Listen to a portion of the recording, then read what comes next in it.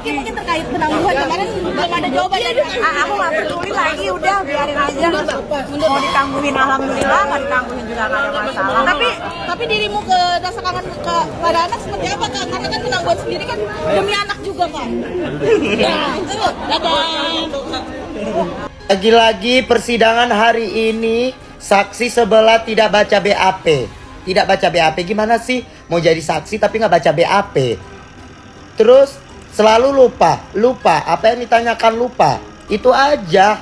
Dari sini aja kita udah lihat mana yang salah mana yang benar. Yang sangat gue sayangkan dari masalah terdakwa ini tuh, kenapa sih bayarnya tuh harus pakai uang itu gitu. Padahal kan terdakwa ini tajir melintir gitu kan. Harga endorse-nya aja nggak kaleng-kaleng, puluhan miliar. Coba kalau duitnya masih utuh gitu, nggak mungkin terdakwa kena pasal TPPU. Harusnya itu duit tuh jangan disentuh gitu. Soalnya kan terdakwa sendiri yang bilang nggak mau endorse karena produknya berbahaya, cenah. Kalau misalnya udah tahu bahaya, kok duitnya diambil ya? Masa iya cuman duitnya aja? Gimana Kak tadi di dalam Kak? Katanya merasa dijebak juga karena pernyataan dari saksi ahli, gimana tuh Kak? Saksi ahli dari ahli pertama sampai ahli sekarang. Kecewa juga nggak sih Kak pernyataannya itu sama sekali jawabannya nggak tepat? Banyak lupanya kan. Iya dia banyak nggak taunya dari saksi pertama sampai sekarang. Ini nggak tahu lebih tahu ya. Iya. Gimana Kak? Ini ada permainan juga nggak sih Kak? Itu namanya teori, teh botol sosro apapun pinjam makanannya namanya. Oh jatuh ya, lihat jalannya mundur ayo ambil mundur. Di persidangan Ami Nikita Mirzani hari ini, kita akan menunggu pasti dakdikduk juga. Karena kemarin hakim bilangnya bermusyawarah, jadi apakah Ami Nikita Mirzani berhak dibebaskan hari ini atau tidak? Intinya kita tunggu gimana musyawarahnya hakim hari ini. Ami Nikita Mirzani pasti akan menanyakan gimana hasil dari bermusyawarahnya hakim. Kita doain aja bersama-sama semoga hakimnya bermusyawarah dan Ami segera dibebaskan biar Ami bisa kumpul lagi dengan anak-anaknya. Besok sidang lanjutan perkara Mbak Nikita Mirzani. Perkara dugaan pemerasan yang diatur di 369 KUH pidana dan beberapa pasal lainnya. Saya nggak sebutkan semuanya.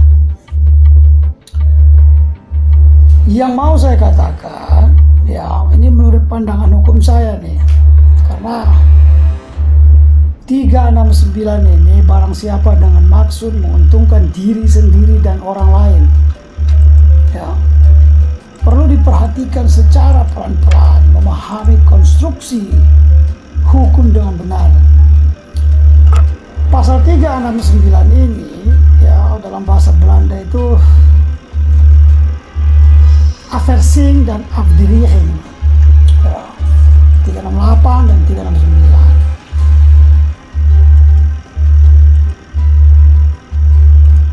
NM melakukan review atas satu produk. Kritik atau review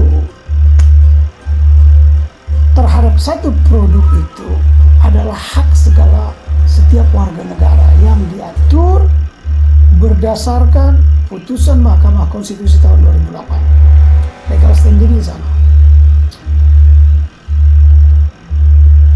Nah, kata Pompe dan Zuringa 369 itu, Pompe dan Zuringa itu yang diikuti oleh Mulyatno, Air Susilo, dan lain-lain. Bila dilakukan secara terbuka, maka itu bukan namanya untuk niat menguntungkan diri sendiri. Tidak bagian dari niat. Makanya,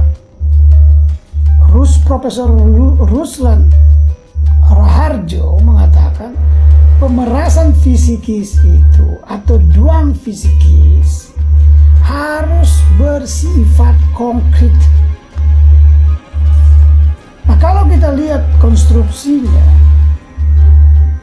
apakah saat mereview atau sebelum mereview itu NM dan Ismail sudah melakukan kesepakatan? Itu yang menjadi pertanyaan. Sejauh ini yang belum. sana letak niatnya atau mens reanya. Namun pasal 27 ini ketika disampaikan di publik dianggap sebagai pencemaran nama baik.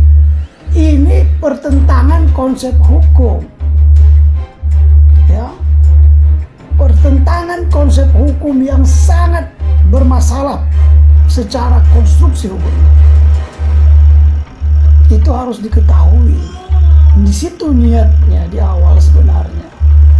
Proses awal tadi. Itu yang pertama. Yang kedua, dalam konsep hukum pidana kita tahu ada beberapa tentang konkursus, realis, materialis, summon law materiale. Nah, kasus ini, perkara ini disebut dalam bahasa Belanda summon law materiale. Ada beberapa kejahatan dalam satu peristiwa pidana.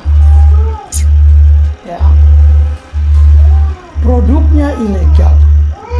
Jangan terbawa dengan produk itu ilegal atau tidak. Menjadi penting ya. Bagi terdakwa menjadi penting tidak dan memang. Tapi jangan terjebak. Anda akan termakan strategi jaksa. Kenapa begitu? Ada satu putusan yang dapat dijadikan rujukan, putusan Mahkamah Agung nomor 25 /Pit-Sus/2020. Ada seorang warga negara menghubungi seseorang. Katanya kurang lebih begini, kalau kamu tidak memberikan saya uang, maka kamu akan saya laporkan polisi. Itu pemerasan. Sebab apa?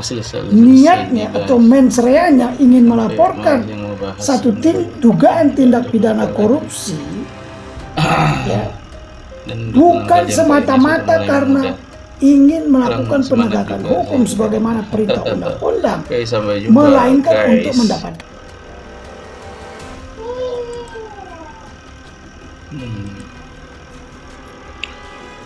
Gini nih, kita Mirzani sudah pasrah dengan keadaan, penuntutan apapun akan diterimanya kan? Karena penangguhannya sempat ditolak juga oleh hakim. Tak tahu kenapa ini Reza Geradis kok memaksakan kehendaknya banget ini. Aduh, kenapa kamu kok berdiri lagi, Cong? Ini kasus apa kok gak selesai ini, guys? Sampai malas yang mau bahas sebenarnya, karena nggak ada berita lagi. Dan dukungan kalian kayaknya sudah mulai memudar. Kurang semangat juga saya sekarang. Oke, sampai jumpa guys.